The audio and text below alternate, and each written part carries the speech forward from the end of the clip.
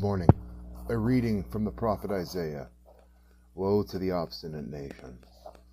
Woe to the obstinate children, declares the Lord, to those who carry out plans that are not mine, forming an alliance, but not by my spirit, heaping sin upon sin, who go down to Egypt without consulting me, who look for help to Pharaoh's protection, to Egypt's shade for refuge. But Pharaoh's protection will be your shame. Egypt's shade will bring you disgrace. Though they have officials in Zone and their envoys arrived in Hanes, everyone will be put to shame because of a people useless to them, who bring neither help nor advantage, but only shame and disgrace. An oracle concerning the animals of the Negev. Though a land of hardship and distress, of lions and lionesses, of adders and darting snakes, the envoys carry their riches on donkeys' backs, their treasures on the humps of camels, to that unprofitable nation, to Egypt, whose help is utterly useless. Therefore I call her Rahab the do-nothing. Go now, write it on a tablet for them, inscribe it on a scroll, that for the days to come it may be an everlasting witness. These are rebellious people, deceitful children, children unwilling to listen to the Lord's instruction. They say to the seers, see no more visions, and to the prophets, give us no more visions of what is right. Tell us pleasant things, prophesy illusions. Leave this way, get off this path, and stop confronting us with the Holy One of Israel. Therefore, this is what the Holy One of Israel says. Because you have rejected the message, relied on oppression, and depended on deceit, this sin will become for you like a high wall, cracked and bulging, that collapses suddenly in an instant. It will break in pieces like pottery shattered mercilessly, that among its pieces not a fragment will be found, for taking coals from hearth or scooping water out of a cistern. This is what the sovereign Lord, the Holy One of Israel, says. And repentance and rest is your salvation, and quietness and trust in your strength, but you would have none of it. You said, no, we will flee on horses, therefore you will flee.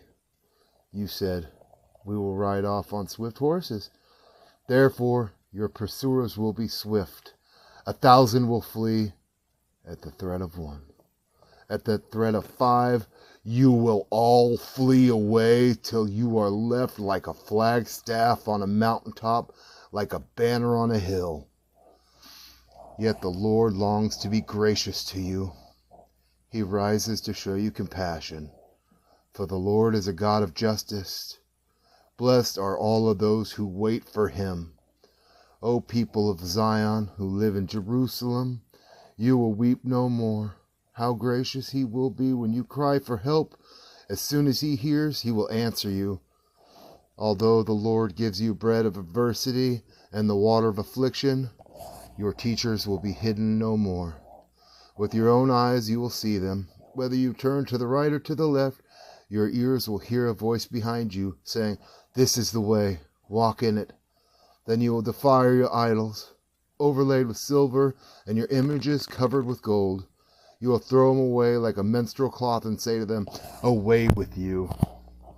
He will also send the rain for the seed you sow in the ground, and the food that comes from the land will be rich and plentiful.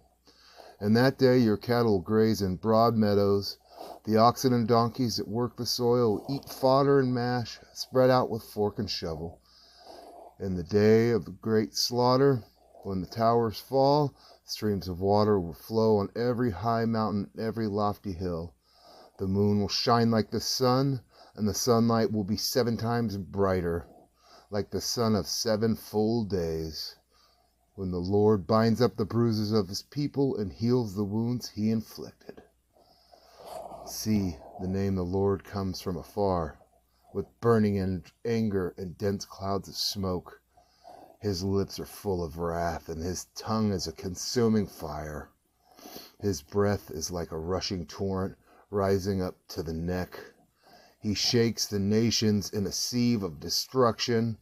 He places in the jaws of the people a bit that leads them astray, and you will sing as on the night you celebrate a holy festival. Your hearts will rejoice as when people go up with flutes to the mountains of the Lord, to the rock of Israel. The Lord will cause men to hear his majestic voice, and will make them see his arm coming down with raging anger and consuming fire, with cloudburst, thunderstorm, and hail. The voice of the Lord will shatter Assyria with his scepter. He will strike them down. Every stroke the Lord lays on them with his punishing rod will be the music of tambourines and harps as he fights them in battle with the blows of his arm. Topheth has long been prepared. It has been made ready for the king. Its fire pit has been made deep and wide with an abundance of fire and wood. The breath of the Lord, like a stream blazing sulfur, sets it ablaze.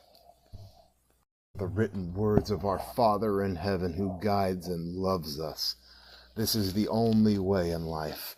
Subscribe to this, not man.